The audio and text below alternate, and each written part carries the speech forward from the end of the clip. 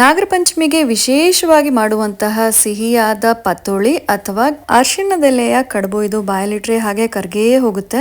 ಕರ್ನಾಟಕದ ವಿಶೇಷ ಖಾದ್ಯಗಳಲ್ಲಿ ಒಂದು. ಪತ್ತೋಳಿ ಮಾಡ್ಕೊಳ್ಳೋದಕ್ಕೆ ರಾತ್ರಿ ನೆನ್ಸಿಟ್ಟಿರೋ ಅಕ್ಕಿ ಮತ್ತೆ ಸ್ವಲ್ಪ ಹೊತ್ತಿನ ಮುಂಚೆ ನೆನ್ಸಿಟ್ಟಿರೋ ಅವಲಕ್ಕಿ, ಸ್ವಲ್ಪ ಕಾಯಿ ತುರಿ, ಬೆಲ್ಲ, ಉಪ್ಪನ್ನ ಹಾಕಿ ಈ ತರ ತೆಳುವಾಗಿ ರುಬ್ಬಿಟ್ಕೋಬೇಕು. ಹೂರ್ಣ ಮಾಡ್ಕೊಳ್ಳೋದಕ್ಕೆ ಬಾಣ್ಲೆಗೆ ಸ್ವಲ್ಪ ತುಪ್ಪ, ಒಂದು ತೆಂಗಿನಕಾಯಿ ತುರಿಯನ್ನ ಹಾಕೊಂಡು ರುಚಿಗೆ ಬೇಕಾದಷ್ಟು ಬೆಲ್ಲ, ಏಲಕ್ಕಿ ಪುಡಿ ಹಾಕಿ ಮಿಕ್ಸ್ ಮಾಡ್ಕೊಂಡು ಸ್ವಲ್ಪ ನೀರನ್ನ ಹಾಕಿ ಕಾಯಿ ಬೆಲ್ಲ ಹೊಂದ್ಕೊಂಡ್ಮೇಲೆ ಹೂರ್ಣ ರೆಡಿ ಆಗುತ್ತೆ. ನಾಗಾರಾಧನೆಯಲ್ಲಿ ಅರಿಶಿಣದೆಲೆಗೆ ತುಂಬಾ ವಿಶೇಷ ಸ್ಥಾನ.